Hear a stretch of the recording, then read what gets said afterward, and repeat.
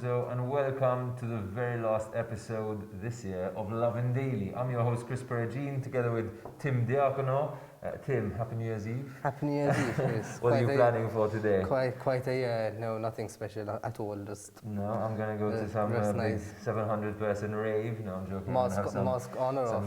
Some games night at home. So I just want to start with the headlines of today. Big year. So yesterday, 8 elderly people tested positive for COVID-19 after a San Juan Tombla lunch. We also had the first cases of the UK coronavirus variant found in Malta. Joseph Muscat, former Prime Minister Joseph Muscat, says he'll keep talking about e-grant until his last breath. A vegan was left hungry at Malta Day after finding out that it doesn't cater for him.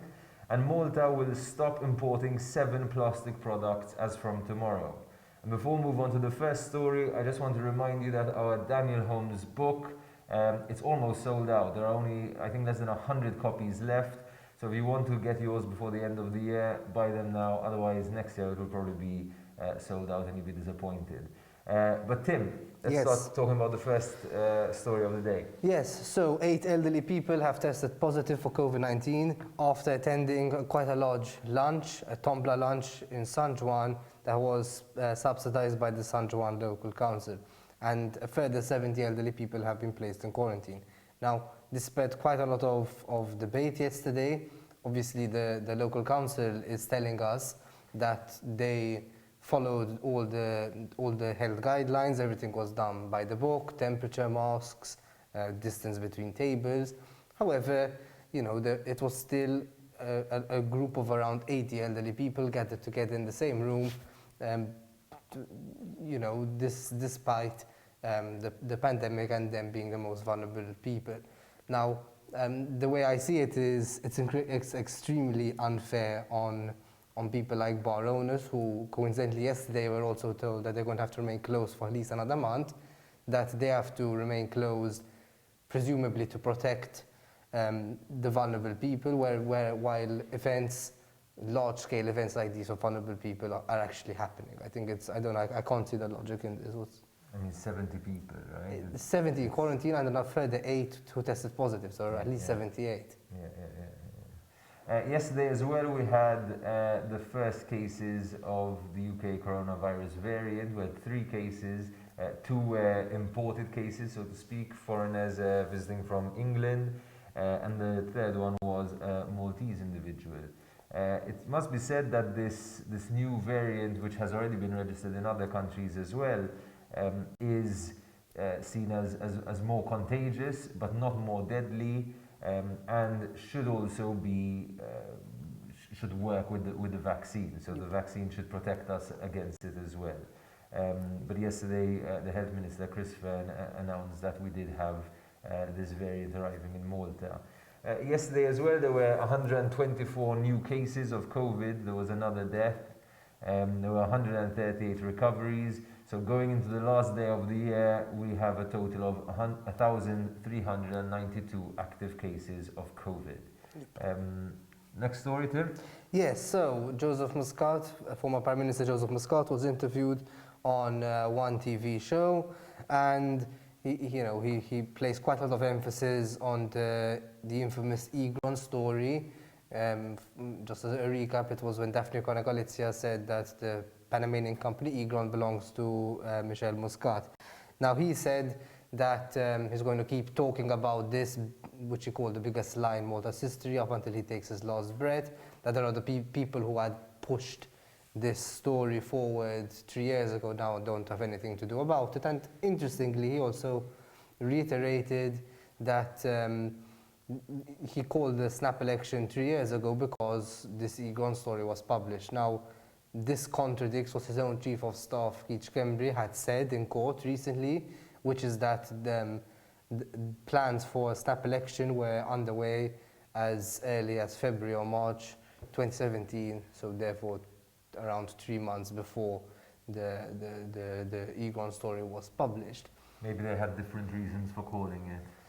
Well, perhaps, but it does put a spanner in the works, right, of Joseph Muscat's story, the fact that his own chief of... And he didn't even refer to it at all, obviously, in his interview. He just didn't even mention the fact that Keith Cambry is contradicting him on this.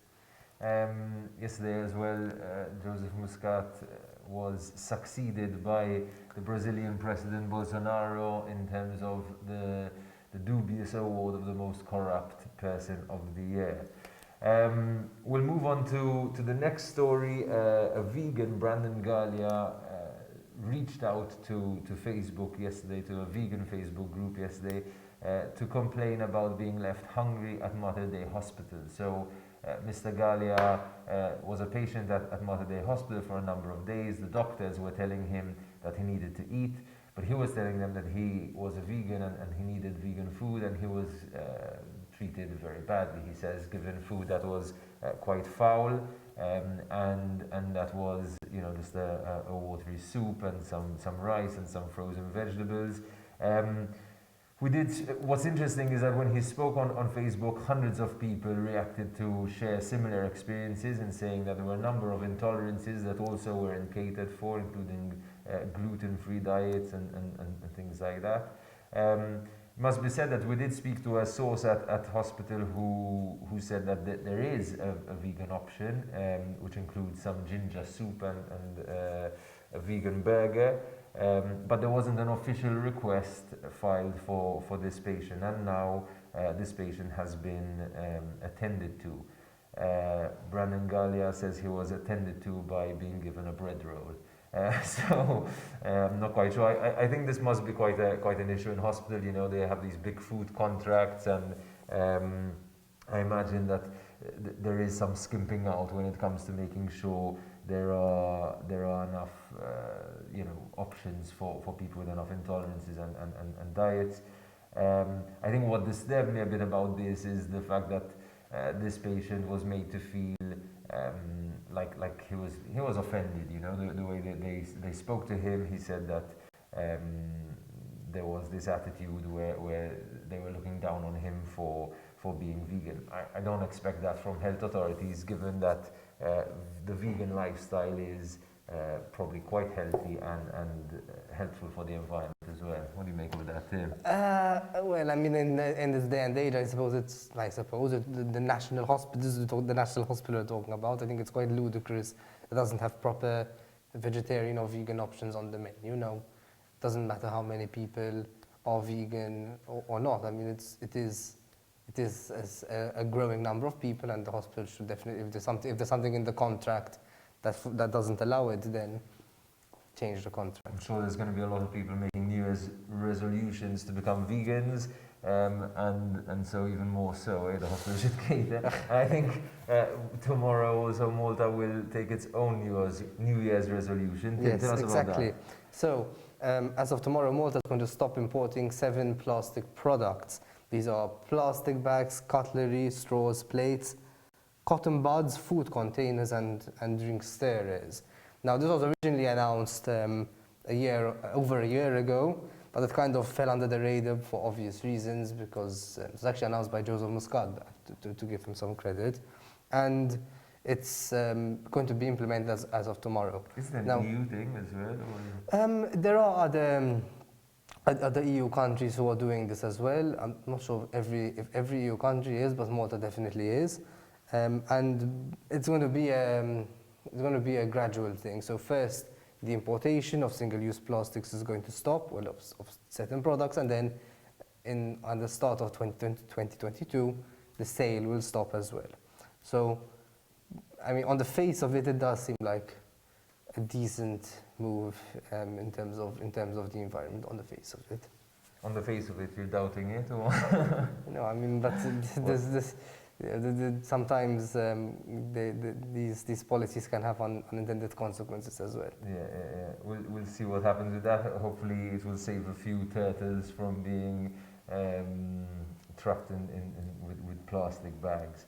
So that's it for today, Tim. For the year, the year as well, a crazy and eventful year. Here's to a better year next year. Just to remind you that this amazing book by Daniel Holmes is almost sold out. We've got the last 100 copies left. So if you want to get your hands on one, you should buy it today. It's also available in bookshops. And that's it from us. I've been Chris Perugine, joined by Tim Diacono. This has been Lovin Daily at Lovin Malta for 2020. Have a day full of lovin'.